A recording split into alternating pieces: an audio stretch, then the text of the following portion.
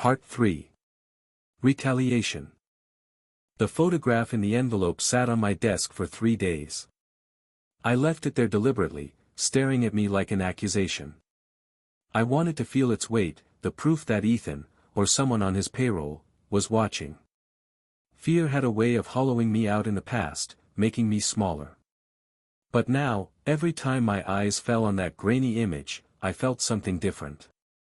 A rising heat. Not shame, not even anger, resolve.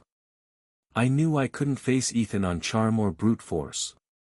He had armies for that, lawyers, investors, friends with money, friends with cameras. But I had something else, something women my age are often granted by accident: invisibility. He thought I was fragile, irrelevant, a financial anchor. Let him keep thinking it. In the meantime, I would build my arsenal. The first step was finding someone who could help me where I was weakest. Money management was one thing, I had Hanley and his firm for that. But Ethan lived in the world of technology, numbers bouncing between servers, secrets buried in encrypted files. If I wanted to unearth anything, I needed someone who understood shadows better than I did. Through a quiet recommendation from Hanley, one he gave reluctantly, lowering his voice as if the walls might judge him, I met a young man named Lucas. He was in his 20s, pale, with restless fingers that tapped the table like Morse code. He didn't look like the hackers in movies, no hoodie, no sinister smirk. Just a wiry kid with eyes that had seen too much blue light. "You understand this is delicate," I told him in a cafe on the Lower East Side. The hiss of the espresso machine gave us privacy. "I'm not asking for gossip. I want records. Transactions. The kind of things a man like Ethan Caldwell doesn't want public." Lucas studied me, tilting his head. "And why do you want this?" I could have lied. Said I was a journalist, a whistleblower. But I was tired of lies. Because he humiliated me. Because he thinks he's untouchable. And because he's married to my daughter, and I need to know what kind of man holds her future. For a moment, Lucas said nothing. Then he smiled faintly. "Most of my clients want to ruin their exes or spy on business rivals. You want the truth. That's rarer." He leaned closer. "I'll need access points. Email addresses. Phone numbers. Anything you can give me." I slid a slip of paper across the table with Ethan's information, details I had picked up over months of wedding planning. Lucas pocketed it without looking. "Give me 2 weeks," he said. When I left the cafe, the city felt sharper, brighter. I had just crossed a line I could never uncross, and instead of dread, I felt alive. During those 2 weeks, I played my roles carefully. To Sophia, I was the mother still licking her wounds but eager to move on. I met her for brunch, complimented her new apartment, asked about honeymoon plans. She confided that Ethan had been tense, distracted, spending long hours at the office. I nodded sympathetically, though inside, I was cataloging every detail. To Ethan, I was cordial, distant. At a dinner he insisted we have, to smooth things over, he claimed, I let him talk about his latest product launch, his expansion into European markets. He bragged about investors courting him, about algorithms that would revolutionize engagement. I smiled when appropriate, sipped my wine, and let him believe he was winning me back. But under the table, my fingers traced the outline of the photograph in my purse, reminding me who he truly was. Then, one rainy evening, Lucas called. "You were right," he said without preamble. "Your son-in-law's clean on the surface, but underneath? He's bleeding." I gripped the phone tighter. "What do you mean?" "Shell companies. Hidden accounts offshore. Payments to names that don't match payroll. And," he hesitated, almost savoring it. "Messages. Encrypted, but not well enough. He's been meeting with a colleague. Not for business. For pleasure. Lots of late-night hotels, lots of cover stories. If your daughter doesn't know, she should. The words hit me like both a blow and a bomb. I had suspected Ethan was more than just arrogant, now I had proof. Proof of corruption, proof of betrayal. Proof I could use. Send me everything, I said. Within an hour, my inbox filled with files. Spreadsheets, emails, scanned receipts. I opened them slowly, the way you open old wounds, one by one. There it was, money funneled through Cayman Islands accounts. Payments to contractors that didn't exist. Hotel reservations under false names. Messages between Ethan and a woman named Lila, written in a language of secrecy and lust. I sat back in the leather chair, the city flickering beyond the glass, and exhaled. The humiliation at the wedding, the suspicion afterward, the photograph in the envelope, it all converged here. I wasn't powerless. I had leverage. But leverage is only as strong as the hand that wields it. And so I began to plan. First, I secured copies of everything.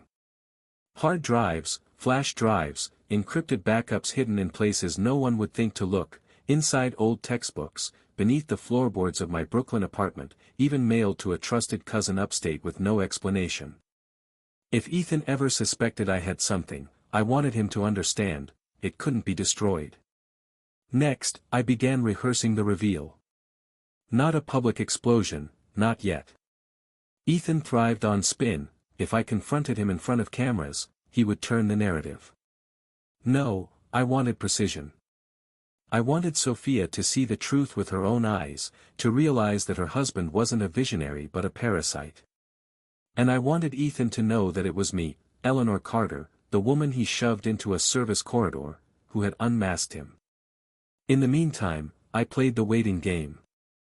Patience had always been my strongest suit. Years in classrooms taught me that discipline is not about control, but about timing, knowing when to speak, when to pause, when to let silence do the work. Silence was my ally now. Ethan grew more restless. At family gatherings, his jokes were sharper, his questions more pointed. So, Eleanor, still living modestly, he asked once, smirking as though modesty were a disease. I met his gaze and said simply, always. He didn't like that answer. Men like him never do. Sophia, meanwhile, grew distant. Torn between us, she tried to bridge the chasm with small talk, with brunch invitations, with texts full of emojis that felt forced. I loved her fiercely, but I could not protect her by pretending. The day would come when I would show her everything. Until then, I carried the burden alone. One evening, as I stood at the window with a glass of wine, the city below buzzing with its endless hunger, I realized how much I had changed. A month earlier, I was a widow counting pennies at the pharmacy. Weeks ago, I was a mother humiliated at her daughter's wedding. Now, I was something else entirely. Not a victim. Not a benefactor. A strategist. And Ethan Caldwell, so polished, so powerful, was about to learn what happens when you underestimate a woman who has nothing left to lose and everything left to prove. The storm had only begun. When I was a teacher, I learned the power of planting seeds. You didn't force knowledge into children, you dropped hints, asked questions, gave them tools, and let them discover the answers themselves. The revelation was always more powerful when they arrived at it on their own. I decided to use the same method with Sophia. The first seed I planted was casual. Over lunch one Saturday, I asked, "Sweetheart, does Ethan still travel as much for work? Must be exhausting for both of you." She looked up from her salad, surprised. "He has been gone a lot lately," she admitted. "Late nights, last-minute trips. But that's just how the industry is, Mom. He's building something big." I nodded sympathetically but let silence hang a little too long, just enough to stir unease. Then I changed the subject to her latest design project. I saw the crease form between her brows, the same crease she had as a child when something didn't quite add up. The second seed came a week later. I invited her to the penthouse, not to reveal my secret, but to let her feel it. "I'm house-sitting for a friend," I lied smoothly. Come have a glass of wine. When she stepped inside, her eyes widened at the view. Mom, this place is incredible. Isn't it? I said, pouring us both wine. Some people live like this all the time. Can you imagine? She laughed, but it was uneasy. Ethan says we'll have a place like this soon, once his next round of funding goes through. I let my gaze linger on her face. I hope he's right. Then, softly, just be sure you know what you're trading for it. Her smile faltered. She wanted to ask more, I could see it, but pride held her back. That was good.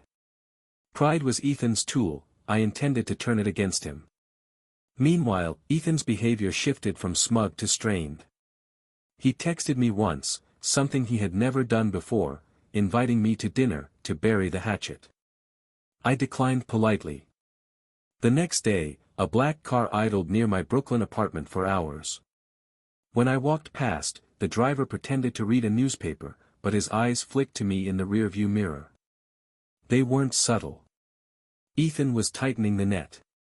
I responded by widening mine. Lucas kept feeding me data. More transactions, more encrypted messages. I didn't share them with Sophia yet. Instead, I used them to bait Ethan. At a family brunch, I let slip, funny how many companies these days use shell corporations. Hard to keep track of what's real and what's smoke. Ethan's fork froze halfway to his mouth. His eyes flicked to mine, sharp and searching. Why would you bring that up? Just something I read, I said lightly, buttering my toast. Interesting world we live in. He didn't finish his food. That was when I knew, he suspected I had more than intuition. He just didn't know how much. The tension escalated quickly. Sophia called late one night, her voice trembling. Mom, are you investigating Ethan? He thinks you're trying to sabotage him. My heart ached hearing her torn like that, but I kept my voice steady. Sophia, I don't need to investigate anyone. People reveal themselves if you give them enough time. She was silent for a long moment. He says you're jealous. That you can't stand him because he's successful. I closed my eyes. Sweetheart, jealousy is wanting what someone else has. Trust me, I don't want anything Ethan owns. We hung up without resolution. But I knew the battle lines were clear. Ethan's paranoia deepened. He hired new security at his office, changed his phone number, started locking his laptop when he left the room. It didn't matter. Lucas was already 3 steps ahead, siphoning information faster than Ethan could hide it. One evening, I received a file labeled simply Caldwell, Tax. Inside were documents showing unpaid taxes on offshore earnings, fraudulent write-offs, numbers so damning they could bury him in audits for years.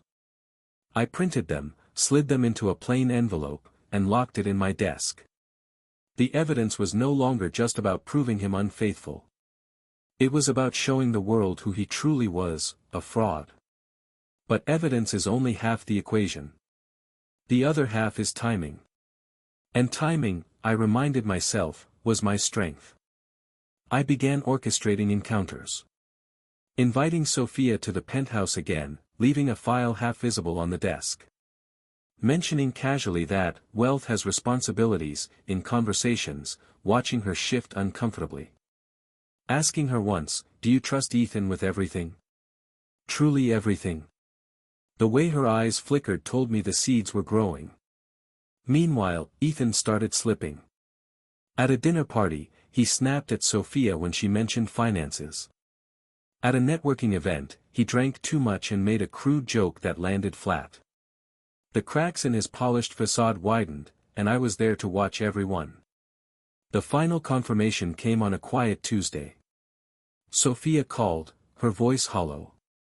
Mom, do you think Ethan could be lying to me? I wanted to rush, to spill everything, but I held back. The teacher in me knew, the lesson sticks only when the student is ready. What makes you ask that? She hesitated. He said he was in Boston last week. But his card statement, it showed a hotel here. In the city. My breath caught, but I kept my tone calm. People make mistakes, Sophia. The question is, how many mistakes are you willing to overlook? Silence. Then, softly, I don't know. After we hung up, I stood at the window, the city sprawled beneath me like a chessboard. For the first time, I felt the pieces aligning. Ethan was wobbling. Sophia was questioning. And I, quiet, invisible Eleanor Carter, was in control. The photograph in the envelope had once been his warning shot. Now it sat in my drawer as a trophy. He thought he was hunting me. He hadn't realized I was baiting him into a trap. The time to strike was drawing near. Preparation has always calmed me. In the classroom, when chaos threatened, children shouting, pencils breaking, tempers flaring, I knew that order was found in routine. Now, facing the biggest confrontation of my life, I found myself returning to the same instinct. I prepared. The penthouse became my classroom, my stage, my fortress. I walked the rooms and rehearsed the conversation a dozen different ways. I imagined Ethan's smirk, Sophia's confusion, the inevitable denials, the cracks in their voices. I timed how long it would take to retrieve the files from the desk drawer, how I would slide them across the marble island, how I would look each of them in the eye. I even tested the lighting, dimming it until the skyline outside became a dramatic backdrop, the city itself bearing witness. Every detail mattered. Not because I doubted the strength of my evidence, but because I understood that presentation can make or break the truth. Ethan had mastered presentation his entire life, polished interviews, curated images, the illusion of control. If I was to defeat him, I had to seize his weapon and use it against him. In the weeks leading up to the meeting, his desperation showed. I received 2 anonymous calls, heavy breathing on the line before a hang-up. I caught sight of the same dark car trailing me more than once. Even Hanley phoned, cautious as always. Mrs. Carter, I'd advise lying low. You've made someone nervous. I intend to do more than that, I told him. Sophia, meanwhile, was unraveling. At brunch one Sunday, she barely touched her food. Mom, she whispered, I think Ethan's hiding things from me.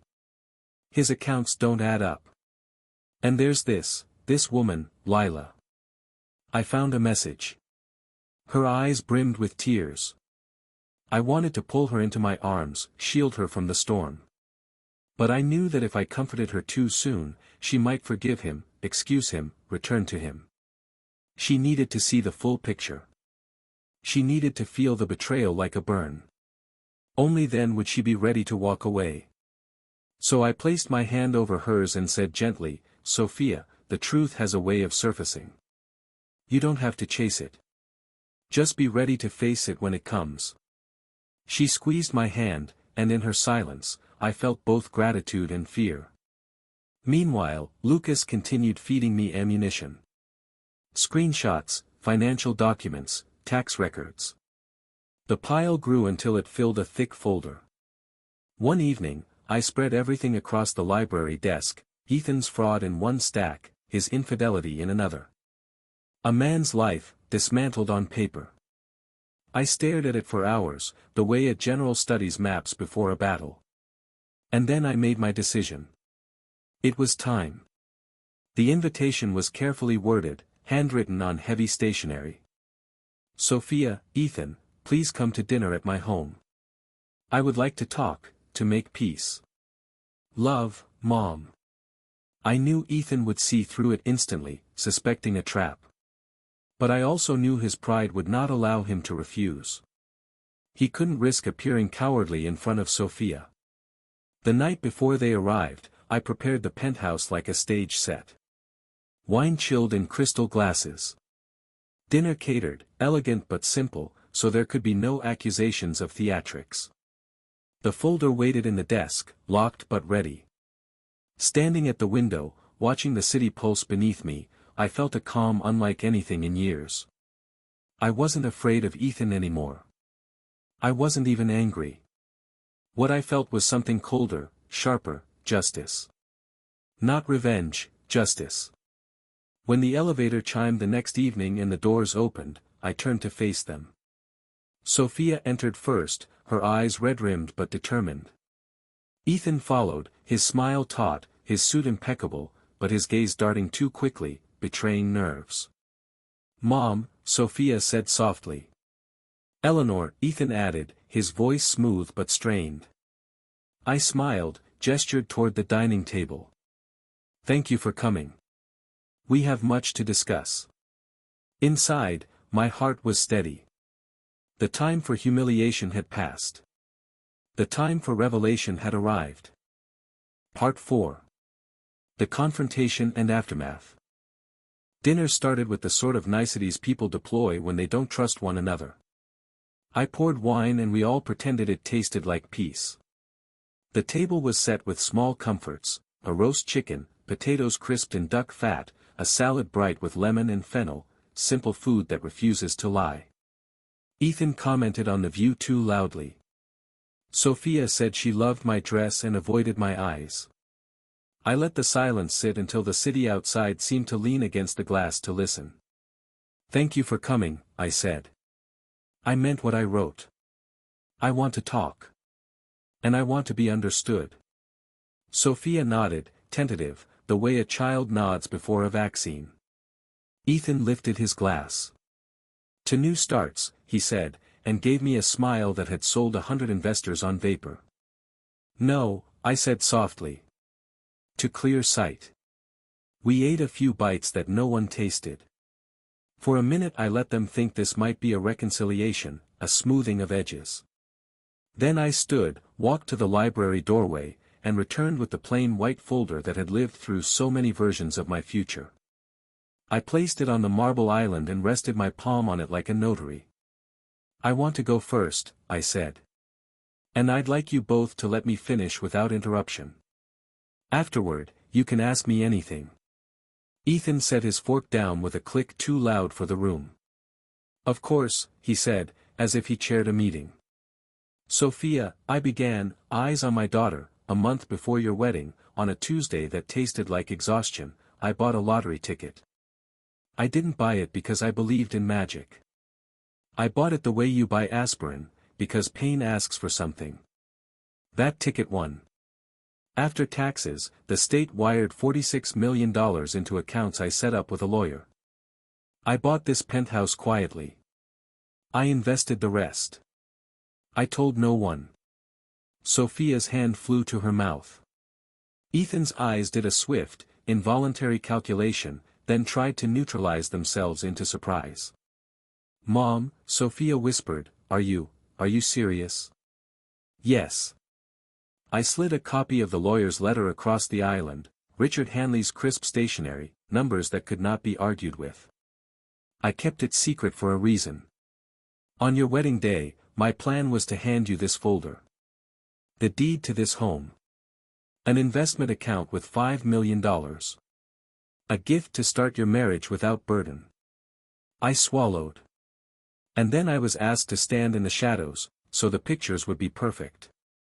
Sophia's eyes glistened. Ethan leaned back, smile stretching to cover a fracture. "Eleanor, if there was a misunderstanding." "There wasn't," I said. "I heard you call me a financial anchor. I heard the laugh after it. And I realized something, I had been preparing to give away the power I'd finally found. I have given and given my entire life. I was about to give again, to a man who thought I should be edited out of the family record." Ethan's jaw flexed. "This is highly emotional," he said, turning slightly toward Sophia, "the way men perform empathy when they're counting exits. Your mother is upset. Understandably. But, Sophia, you know me. I would never." I opened the folder. There is a sound paper makes when it becomes more than paper. It's a small sound, a whisper of authority. I laid out the documents one by one, the deed, the trust statements, a letter I had written in the clean language lawyers respect. Then I placed a second stack beside the first, a stack that didn't belong to me. "Before we get to that," I said, lightly tapping the second pile with a fingernail, I want to finish the first part. I am not giving you this home or that account. I let the sentence breathe. Instead, I am establishing a charitable fund, tonight. The first endowment will total $9 million. It will be directed to organizations that support women who have been financially abused and controlled, by spouses, partners, businesses that consider them ballast. I've named it the Anchor Fund. Because I'm tired of that word being used to sink women. I intend to let it keep them steady. Sophia's tears spilled, quiet as rain. Mom, she said, a plea threaded through the syllable. Ethan's smile died. He reached for calm the way a drowning man reaches for a floating branch. That's very noble, he said carefully. But perhaps we should talk about family first. This feels punitive. No, I said. It's corrective. He took a breath and tried a different angle. And the method by which you acquired your, let's call them other documents, that seems irregular. His eyes slid to the second stack. I have rights, Eleanor. We'll get there, I said. This next part isn't irregular. It's clarity. I moved the first stack aside and brought the second between us. Bank records. Emails. Screenshots.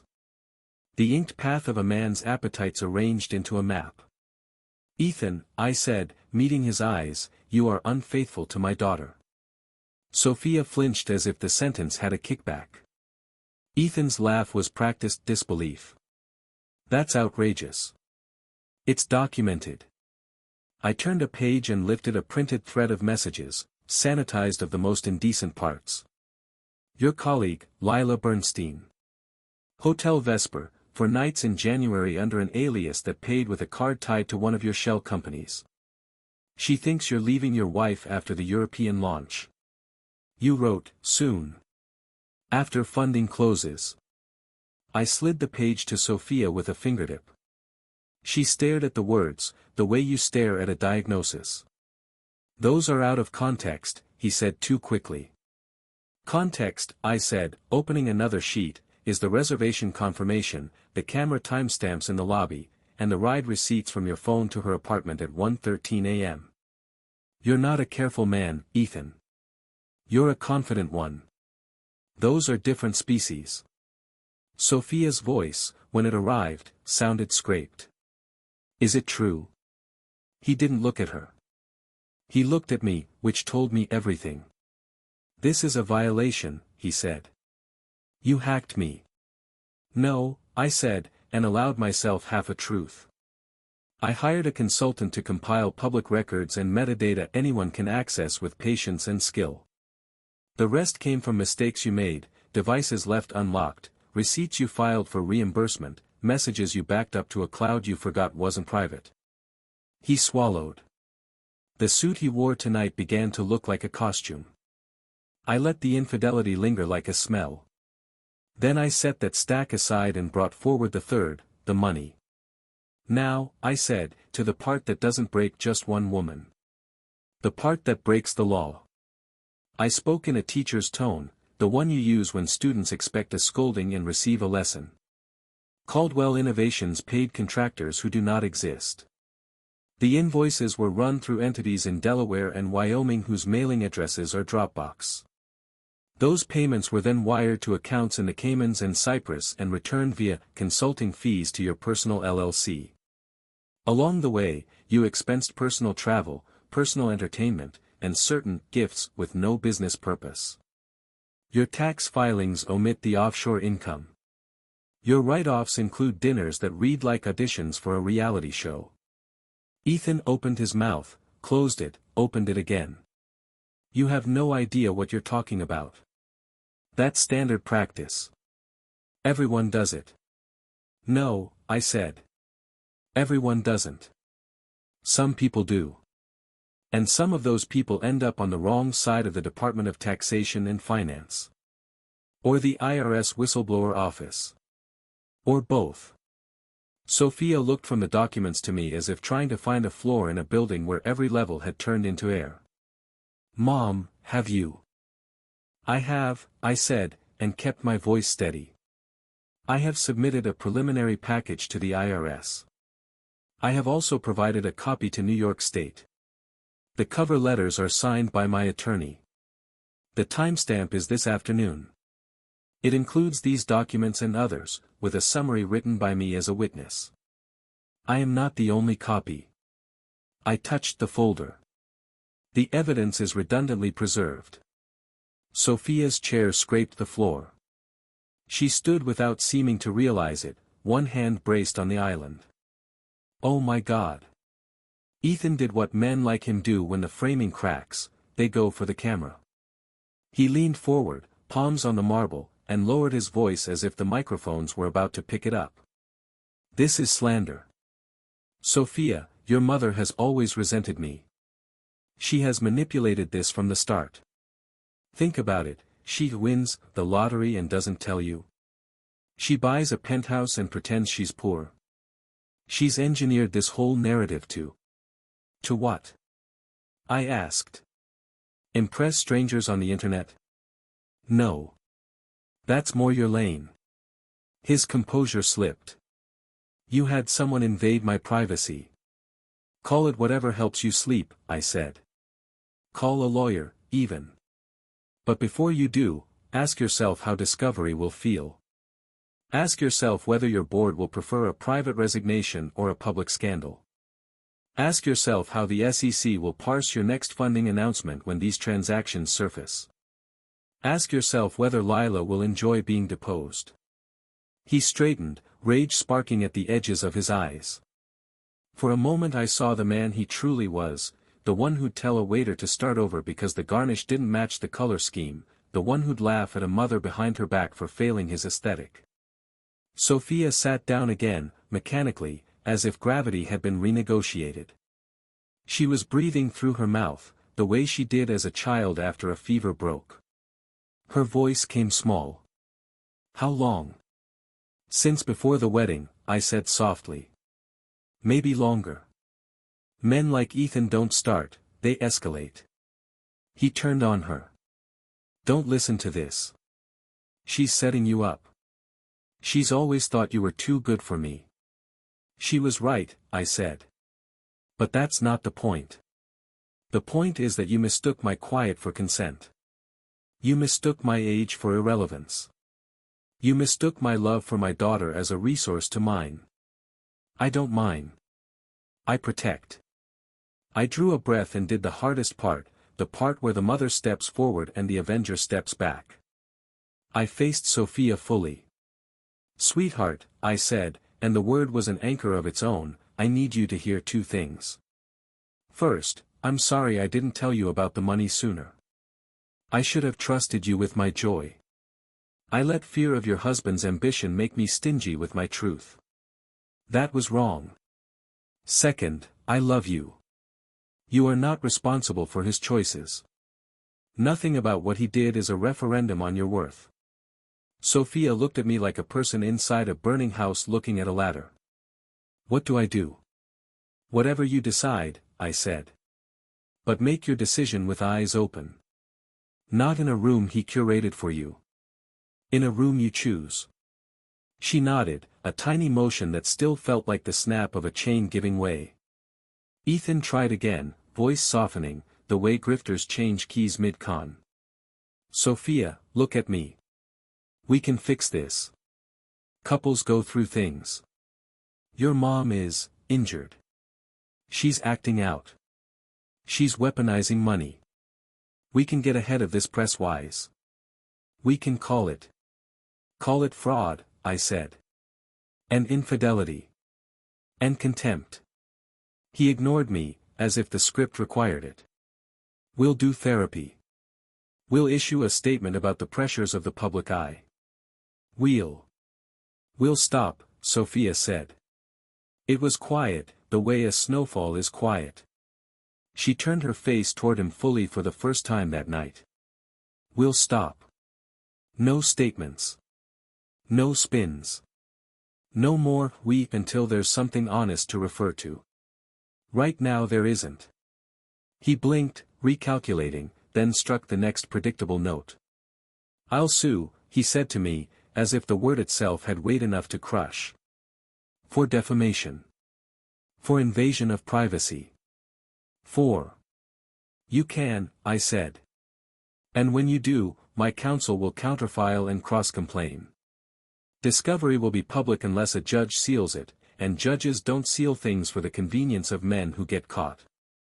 I have time, Ethan. I have patience. And I have far less to lose than you. For a heartbeat, the city seemed to pull away, leaving the three of us alone on a platform in the sky. I collected the documents into neat stacks again: infidelity, fraud, the life I chose not to give. I slid an envelope to Sophia, a duplicate set marked with her name. I slid nothing to Ethan. He began pacing, that executive glide fraying into something closer to a prowl. You sabotaged me, he said. From the start. You wanted to break us. I almost laughed. You broke yourselves. I just turned on the light. The roast chicken sat forgotten. The potatoes had cooled. Somewhere below, a siren wailed, then faded. I reached for my wine and let a sip steady the edges of my voice. There's more, I said, because truth is merciful only in full doses. I recorded a statement earlier this evening. If anything happens to me, if I fall, if I go missing, if I suffer a sudden accident, emails will go to your board, your investors, the IRS, the state, and the press. Don't mistake this as drama. Consider it a boundary. Don't come for me. He stopped pacing. You're threatening me. I'm preventing future misunderstandings. Sophia's chair creaked.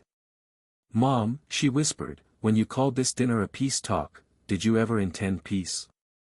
I intended honesty, I said. Sometimes they're the same thing. Tonight, they aren't. We sat with that. The old life tried to assert itself, roles we knew too well: Sophia, the peacemaker; Ethan, the performer; me, the quiet facilitator. But those roles no longer fit. The room had changed shape, the air had changed weight. Ethan adjusted his cufflink, the kind of fidget you can pass off as elegance if no one is watching. What do you want? He asked, voice flat now, the sales coat stripped off. Nothing from you, I said. Not an apology. Not a check. Not a performance. I want two things for me and one for Sophia. For me, I want you out of my life. No contact. No shadow cars. No inquiries through back channels about my accounts. If you test that boundary, you will learn I've underestimated nothing. I turned to my daughter. For you, I want safety and truth. Choose them in whatever order you can manage. But choose them. He exhaled and smiled in that terrible masculine way that says, fine, you want war? Enjoy your high ground, Eleanor. Money makes people feel invincible. It also makes them targets. I lived as a target for decades without a cent, I said. I survived that.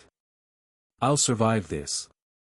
He picked up his jacket, slid it on with a flourish he hadn't earned. This isn't over. For you, I said, no. It's just beginning. He looked to Sophia for rescue and found none. She didn't cry. She didn't shout. She just sat very still, ring heavy on her hand, the city arranging itself into a new map behind her. He left without slamming the door because men like Ethan only slam doors they paid for. Silence fell. Real silence, the kind that isn't absence but relief. The kind that feels like a room exhaling. Sophia pressed her fingers to her temples. I feel, she searched for the word. Unstitched. That's what truth feels like at first, I said. A seam coming out. It's not the same as falling apart. She looked at me, a long, searching look that reached back through years of scraped knees and science fair disasters and the day she called me from college to say she didn't know who she was yet. You were going to give us this place. I was, I said. And now you're giving it away. I'm giving it purpose, I said. And if you want to live with me while you figure out your next steps, there's a room here that will be yours. No performance. No debt. She let out a sound that was not quite a laugh and not quite a sob. I might. I don't know yet. You don't have to know tonight, I said.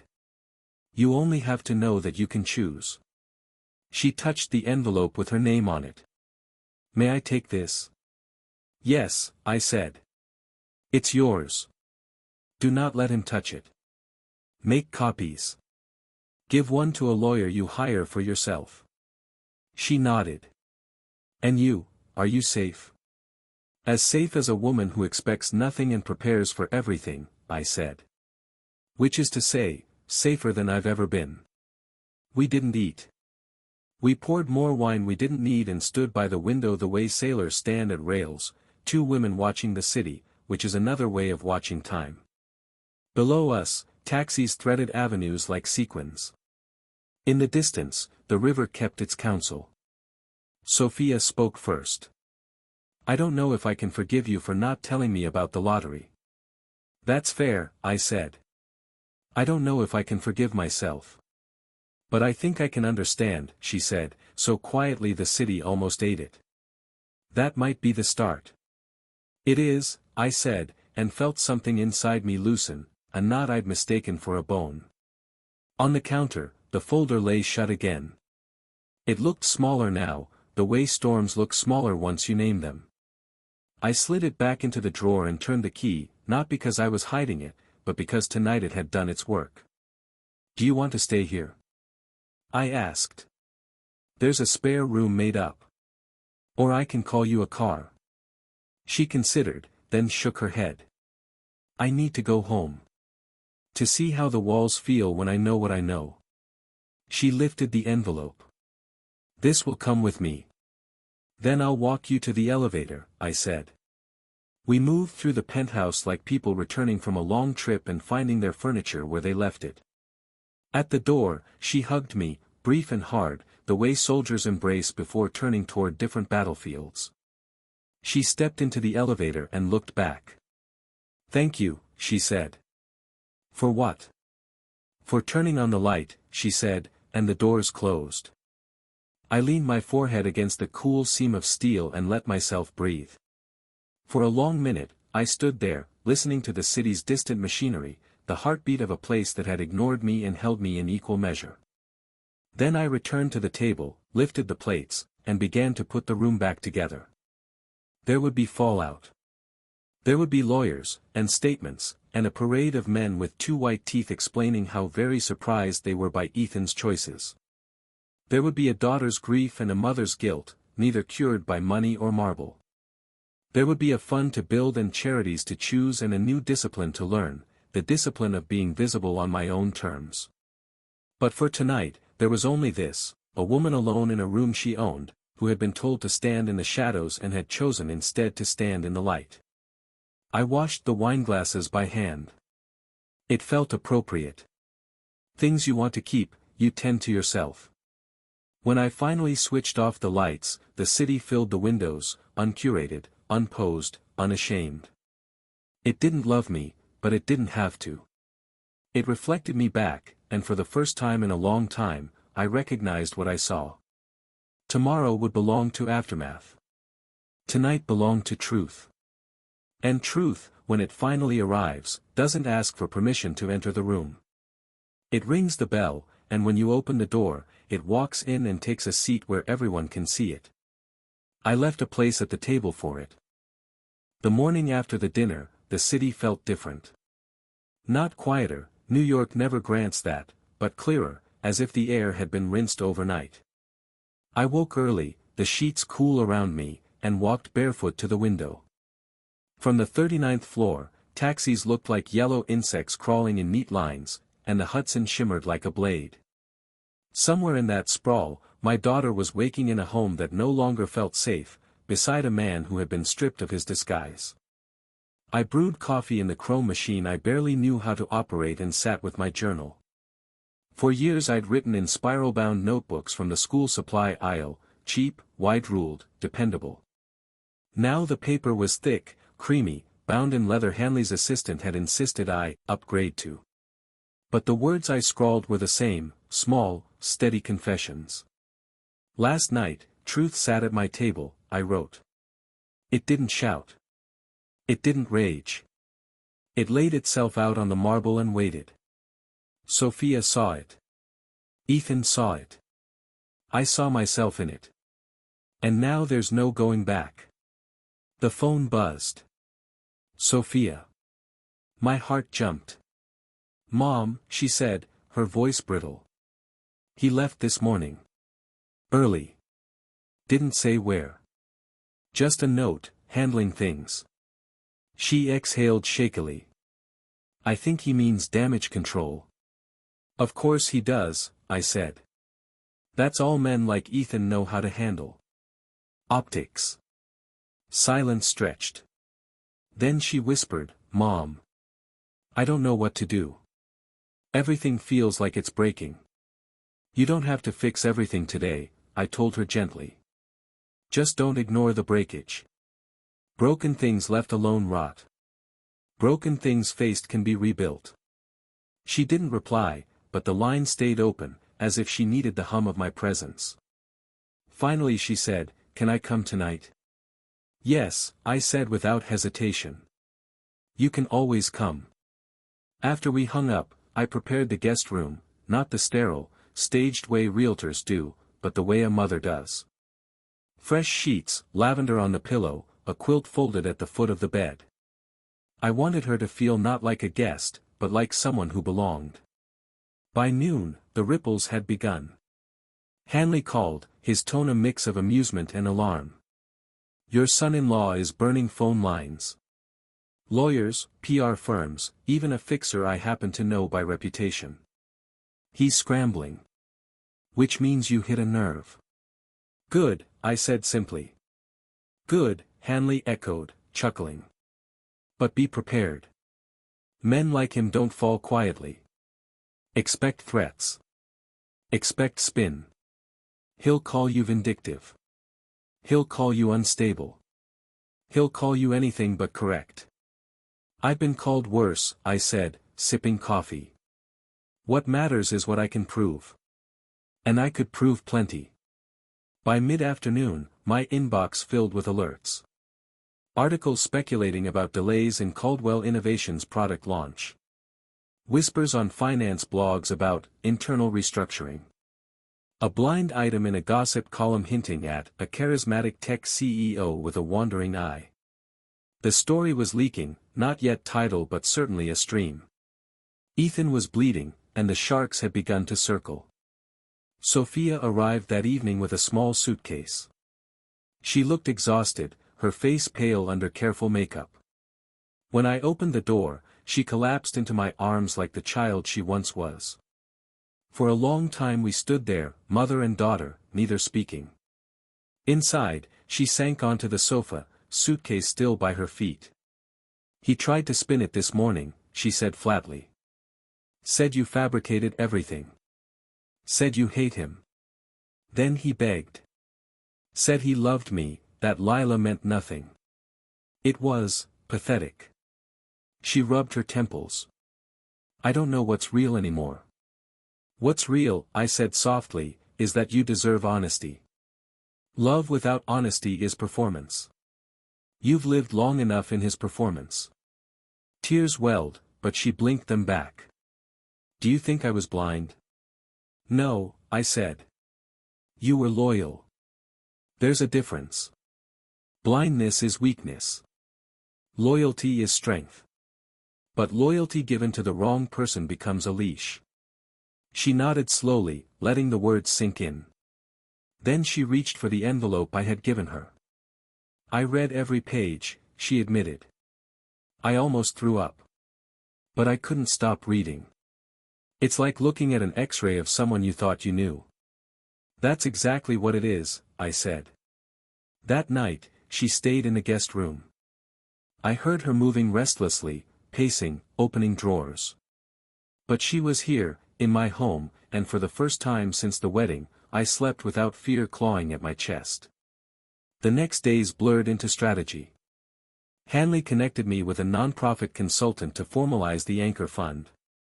Papers were signed, accounts allocated, press releases drafted. I insisted the announcement remain understated, no photographs of me grinning with oversized checks, no staged ribbon cuttings. Just a statement of mission, to support women who had been financially silenced. The press would come regardless, but at least the message would be mine. Ethan, meanwhile, escalated. His lawyers sent a cease and desist, claiming defamation and illegal surveillance. Hanley swatted it aside like a mosquito. Then came the PR push, glossy statements about malicious attacks, about personal vendettas, about unverified claims. I expected as much. But I also expected, correctly, that the documents I'd submitted to the IRS and state authorities were beyond the reach of spin. Bureaucracies are slow, but once they move, they grind. Sophia watched it all unfold with a mix of horror and grim fascination. "He's trying to make me stand with him," she told me one afternoon, scrolling through headlines. Photo ops, interviews, statements. "He says if I don't, people will think I'm complicit." "Then let them think," I said. "Better complicit in silence than complicit in fraud." She stared at me. "I don't know if I'm as strong as you." "You are," I said firmly. "You just haven't had to be. Until now." On the fourth day, a knock came at the penthouse door. I opened it to find Ethan himself, hair mussed, suit rumpled, still expensive, but worn like armor dented in battle. "Eleanor," he said, forcing a smile. "May I come in?" "No," I said. He blinked. "Sophia's here." "Yes," I said. "And she'll come out when she chooses." His mask slipped for a heartbeat. "You think you've won? You think money makes you invulnerable?" "No," I said calmly. "Truth does." He leaned closer, lowering his voice. "You're playing with fire. You don't understand how far I can reach." "I understand perfectly," I said.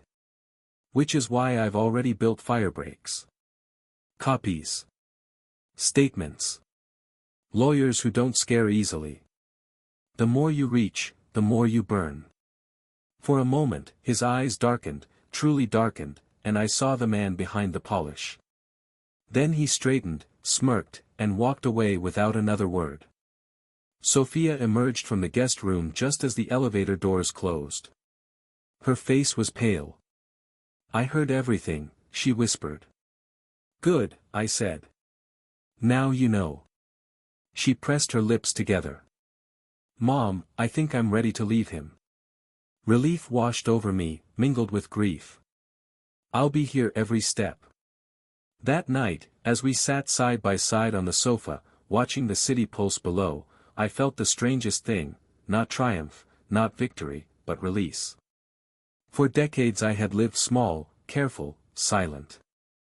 Now, the silence had broken, not into chaos, but into clarity. I had not just defended myself. I had turned the shadows into light. And for the first time in my 62 years, I understood, self-respect is not something you give away as a gift. It is something you guard, fiercely, until the day you no longer need to guard it because it has become who you are. The storm did not break at once. It began with murmurs, the finance blogs whispering about irregularities, the tech reporters noting another delay at Caldwell Innovations. A week after the dinner, the Wall Street Journal published, questions surround Caldwell Innovations accounting. 2 days later, a whistleblower report was confirmed, unnamed. Soon the IRS opened a review, and New York's tax office followed. By month's end, headlines spoke not of Ethan's genius but of his creative accounting, his pattern of obfuscation, and possible fraud. Ethan responded with polish. He stood in navy suits and called the problems minor discrepancies. He blamed overzealous accountants and a malicious campaign. From afar his confidence read as performance. "No," I said. "He's being revealed." The personal scandal arrived fast. A gossip site posted photos of Ethan and Lila entering a hotel, timestamps intact. Sophia had seen the proof already, but the public display tore new skin. She cried that night, not from surprise, but from fatigue, the kind that comes when denial finally runs out. "You didn't," I said. "You trusted him. Trust isn't blindness. Now you see." Within weeks, Sophia filed for separation. Her lawyer, Hanley's recommendation, was relentless and unflappable. Documents did the talking. Ethan tried to counter with accusations: conspiracy, greed, fabrication. Courts care more for paper than performance. The day Sophia packed, I went with her. She folded sweaters, boxed books, gathered the life you can carry when you leave. In the next room Ethan shouted into his phone, still auditioning for control. When we closed the door, he didn't look at us. Soon came. By late summer, federal investigators were in his offices. Ethan resigned to focus on personal matters. Investors fled. Lila evaporated from the feeds, whether paid off or simply exhausted. The man who once told me to wait by a service door now found himself dragged into the harshest light: disgrace. While his world narrowed, mine widened. The Anchor Fund moved from concept to practice.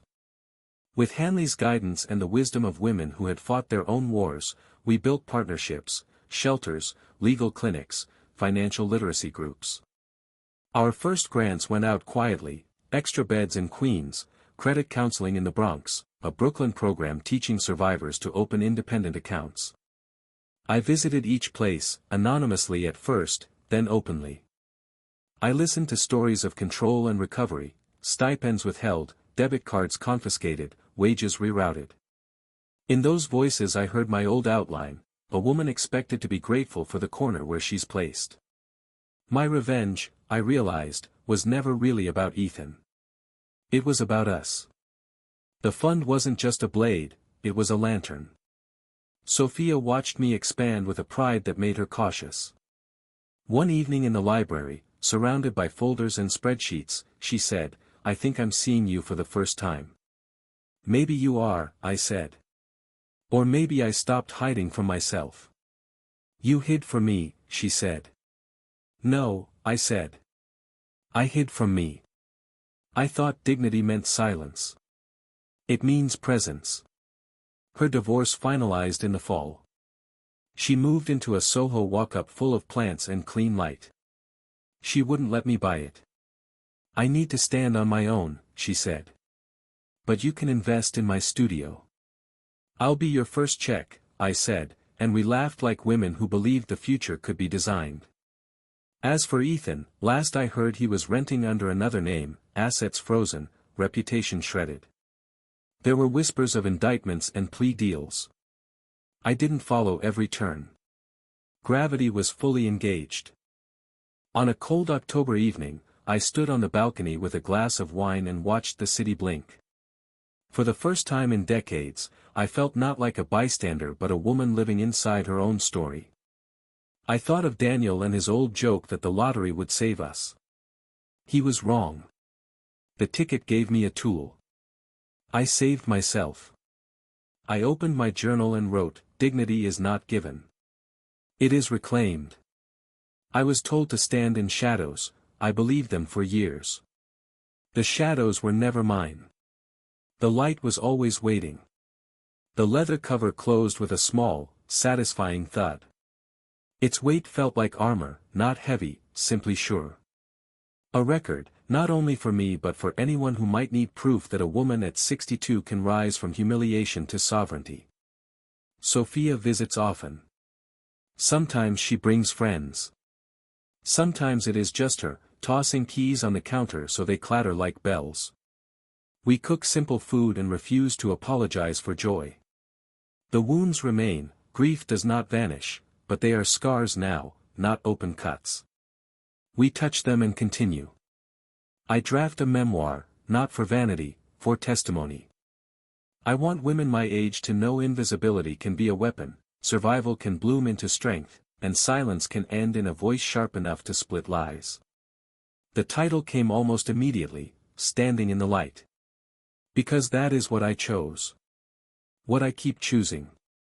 What no Ethan can take. The fund accelerated. We launched a small grants program for emergency laptops and phones, tools that help a woman coordinate an exit. We funded clinics to disentangle credit from predators. We sponsored salary negotiation workshops because power shifts when paychecks do. I sat in the back, listening to women practice asking for more without flinching. Every time someone said, "I deserve it," a bell rang in me. Reporters called, wanting quotes about Ethan. I declined. My story was not his flameout, it was our construction. When magazines asked to photograph me in the penthouse, I said no. We met in shelters and offices where second-hand desks stood like proud ships. They shot hands signing checks, not staged smiles. That felt right. One afternoon, a woman in her 70s approached after a workshop. She wore careful lipstick, the armor of a generation. "I thought I was done changing," she said. "Thank you for proving I'm not." I walked home lighter. Winter crept in early. The river wore a steel sheen and the city flipped its lights at 4. On the wedding's anniversary, I rode the subway to Brooklyn to touch the old life. I passed my former apartment and the bodega where the ticket printed. The owner didn't recognize me in Kashmir. I bought a coffee and left a tip that made him grin. Then I returned to the sky I had almost given away. Sometimes I consider alternate timelines. In one, I hand Ethan the folder at the reception and smile for the camera while he thanks me in a toast that empties me of myself. In that life, the penthouse becomes his set, my money his prop, my silence his asset. I don't linger there. I return to this life and feel the floor steady. Sophia and I are not perfect. We quarrel about the pace of forgiveness and the shape of independence. Our quarrels are honest, which beats peace built on lies. On quiet nights she reads design books aloud, and I edit chapters. We live, which is the point. There will always be more men like Ethan, men who curate lives instead of living them, who think the world a mirror tilted to their angle. The Anchor Fund won't stop them all. It isn't built for men. It is built for the women they push to the walls. In December, I hosted a small gathering for our partners. No photographers, no speeches, just people who chose work over theater. We ate, talked, and planned grants for the year ahead. As she left, a shelter director squeezed my hands. "When donors give," she said, "they usually want a plaque. You gave us breathing room." Breathing room, I repeated after the door closed. I watched snow drift sideways. That was what I lacked most of my life. I have enough now to share. Late that night, I took out the original folder, not to revive old fantasies, but to measure distance. Those papers hadn't changed who I was, they allowed me to act on what I already knew. I slid the folder back and left the drawer ajar, a reminder that courage doesn't require locks. When I turned off the lights, the windows filled with a version of Manhattan that belonged to everyone, uncurated and unashamed. It didn't ask my approval. It offered reflection. I saw a woman with lines in her face and steadiness in her eyes, a woman who carries the weight of a life and chooses where to set it down. Tomorrow will bring another headline, another case file, another woman at a table asking how to start. We will answer with steps, not slogans. Open an account, keep your documents, trust your record, call this number, come to this address. It isn't glamorous. It is durable. Durability saves people. I think often of the service corridor, the laminated exit map, the stains shaped like Florida, the honest light revealing scuffs. I stood there believing I'd been written into the margin. Now I understand margins are rooms where you can rewrite the text. My story was not humiliation and revenge. It was shape, the shape of a life redrafted at 62, the shape of love hardening into protection, the shape of money learning to serve, the shape of a city that will hold you if you let it. Before sleep, I leave a place at my table for truth, the way some people leave a lamp for travelers. Truth doesn't always arrive when invited, but when it knocks, I open the door. Light doesn't kill shadows. It names them. Once named, they cannot command you. I breathed, counted the beats, and let gratitude join the room. The city answered with lights, indifferent and steady, and I steadied. That is the life I choose, standing in the light. Part 5. Resolution. 1 year later. A year is both nothing and everything. New York marks time not in seasons but in scaffolding, one building rising while another crumbles. 12 months ago, I walked into my own daughter's wedding and left in exile. Tonight, as I sit in the penthouse library, windows yawning open to the city's glow, that night feels like a chapter in another book entirely. The papers call it the Caldwell collapse. They use capital letters, as if Ethan's fall were a Broadway production. Perhaps it is. He was always a performer, and performers cannot choose when the curtain drops. The indictments came last winter: wire fraud, tax evasion, securities manipulation. He pled guilty to some charges, fought others, and lost. In June he was sentenced to 6 years in federal prison. The judge was stern but not cruel. She noted his pattern of deception and callous disregard for fiduciary duty. The newspapers noted the smirk he couldn't quite erase, even as marshals led him away. I did not attend the trial. Sophia did, for a few days. She said the experience was like watching a house you once lived in burn down, terrifying, sad, but clarifying. I realized I was mourning not him, she told me later, but the years I gave to someone who never deserved them. That was enough mourning. Sophia lives differently now. She rented a loft in Soho, all skylights and hanging plants, and launched her own interior design studio. At first she worried clients would see her as the disgraced CEO's ex-wife, but the opposite happened. Women sought her out specifically because of her resilience. Her first major project was redesigning a women's shelter funded by the Anchor Fund. She stripped out the institutional beige, painted the walls sunlight yellow, brought in warm lamps and art donated by local painters. "Spaces heal us," she said. She was right. She and I still argue sometimes, about money, about independence, about how much she wants my help. But our arguments are different now, honest, not laced with Ethan's shadow.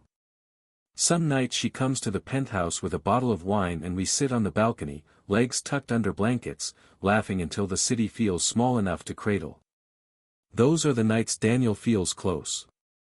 As for me, I have become something I never expected, a public figure. The Anchor Fund grew faster than I imagined. Word spread, articles were written, interviews requested. At first I refused them all. I wanted the work, not the spotlight. But one morning, Hanley sat across from me, his gray suit creased, his coffee untouched, and said, "Mrs. Carter, visibility is not vanity. It's protection. Tell your story before someone else distorts it." So I did. Carefully. I told the story not as a lottery miracle or a revenge saga, but as a warning and an invitation. I spoke of dignity, of financial abuse, of invisibility turned into strength. Women wrote letters afterward, hundreds of them. A retired nurse who'd hidden her pension from a controlling husband. A young mother whose partner monitored every purchase. A widow in Iowa who said she clipped coupons not because she had to, but because old habits are chains. We built programs with their letters in mind. Emergency grants for women leaving abusive households. Legal stipends for divorce proceedings. Workshops on budgeting, credit repair, negotiation. Nothing glamorous, but durable. Durability saves people. Last month, our 100th grant went out. A number like that hums louder than revenge. Still, I am asked often, by reporters, by donors, even by women at shelters, if I regret how it unfolded. Do I regret keeping the lottery win a secret? Do I regret the way I revealed Ethan's lies? Do I regret losing years to humiliation before finding strength? The truth is complicated. Regret is natural, but it does not undo. I wish I had trusted Sophia earlier. I wish Daniel had lived to see me strong. I wish the shadows hadn't shaped so much of my life. But regret is not a home. It is a hallway. You walk through it to reach the room where you belong. My room is here, in the penthouse I almost surrendered. It is not a palace to me, it is a vantage point. From these windows I watch the city and remember that fortune is both arbitrary and transformative. The lottery gave me numbers, I gave them meaning. My memoir is nearly finished. Standing in the Light will be published next spring. Writing it was harder than teaching ever was, harder even than confronting Ethan. To write is to strip yourself. I wrote about the service corridor at the wedding, the humiliation that curdled into resolve. I wrote about Daniel's death, the years of scarcity, the quiet rituals of survival.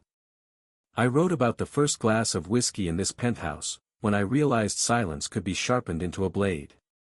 And I wrote about Sophia, my daughter, my fiercest joy, my fiercest wound. Some nights, doubt visited me, who will care? Who needs an old widow's story? Then I'd read the letters again, and remember, stories are ladders. You don't climb the one you build it so someone else can. 1 year later, the service corridor still lives in me. Its fluorescent light, its stained carpet, the smell of bleach and indifference.